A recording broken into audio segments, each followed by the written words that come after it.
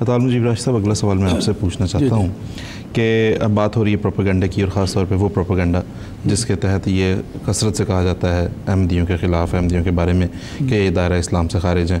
اسی وجہ سے آج کا پروگرام ہم اس موضوع پہ کر بھی رہے ہیں کہ تاکہ ہمارے ناظرین کو، احمدی اور غیر احمدی سب کو یہ پتہ چل سکے کہ ایک مسلمان کی تعریف در حقیقت ہے کیا، اور یہ بھی پتہ چل سکے کہ احمدی باقاعدہ مسلمان ہیں، در حقیقت اسلام کی تمام تعلیمات پہ سب سے بہترین رنگ میں عمل کرنے والے مسلمان ہیں. ایک سوال میں آپ سے یہاں پہ یہ پوچھنا چاہتا ہوں کہ بانی جماعت کے بارے میں عام لوگوں میں ایک بات یہ بڑی کثرت سے پھیلائی جاتی ہے کہ مرزا صاحب نے دعویٰ کیا ہے امام مہدی ہونے کا، مجدد ہونے کا، مسیح موعود ہونے کا، نبی ہونے کا، تو وہ ایسے دعویٰ کرنے سے وہ مسلمان ہی نہیں رہے، تو یہ دعوے تو بہت دور کی بات ہے. تو اس کا کیا جواب دے سکتے ہیں؟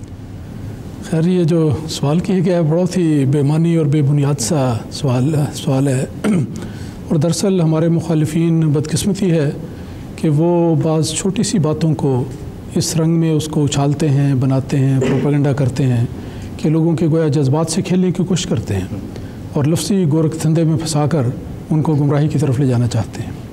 اب یہ جو سوال ہے کہ حضرت بانی سلسلہ علی احمدیہ نے مسیح اور مہدی کا دعویٰ کیا اور اس وجہ سے وہ مسلمان ہی نہیں رہے، تو سوال یہ ہے کہ کیا ان کا اپنا کیا عقیدہ کیا ہے؟ کیا آیا وہ خود ایک مسیح اور ایک امام مہدی کے آنے کے منتظر بیٹھے ہیں یا نہیں بیٹھے؟ وہ ان سے اگر پوچھا جائے تو کوئی بھی صداقت پسند آدمی اس بات سے انکار نہیں کر سکتا کہ یہ لوگ اس بات کے قائل ہیں کہ ان کے عقیدے کے مطابق حضرت عیسیٰ علیہ السلام نے بطور مسیح آنا ہے اور امام مہدی نے بھی آنا ہے، بیک وقت تو دو وجودوں کے قائل ہیں. تو جب وہ آئیں گے تو کیا وہ اپنے آنے کا اعلان نہیں کریں گے؟ کیا وہ دعویٰ نہیں کریں گے؟ تو اگر یہی صرف بات لی جائے کہ دعویٰ کرنے سے وہ مسلمان ہی نہیں رہے، تو وہ جو آنے والا مسیح ہوگا، جو آنے والا مہدی ہوگا، ان کے عقیدے کے مطابق کیا وہ اسی وقت دعویٰ کر کے خود کافر نہیں بن جائے گا؟ تو یہ بالکل عجیب سی بات ہے.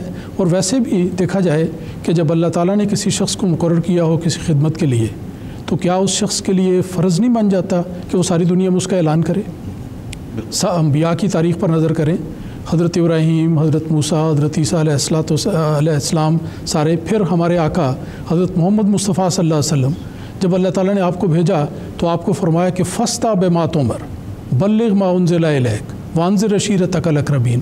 یہ سارے آپ کو تاکیداً آپ کو فرمائے گئے کہ تو کھول کھول کر یہ باتیں ان کو بیان کر دے. تو آپ نے ہمیشہ بیان کی.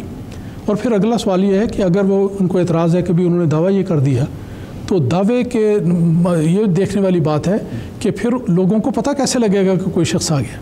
تو یہ تو بالکل ایک چھوٹی بچگانہ سی بات ہے جس کو انہوں نے بنا لیا ہے. حالانکہ جو خدا کی طرف سے آتا ہے اس پر لازم ہے کہ وہ اس کا اعلان کرے تاکہ لوگوں کو اس کا علم ہو سکے. بہت بہت شکریہ، جزاکم اللہ.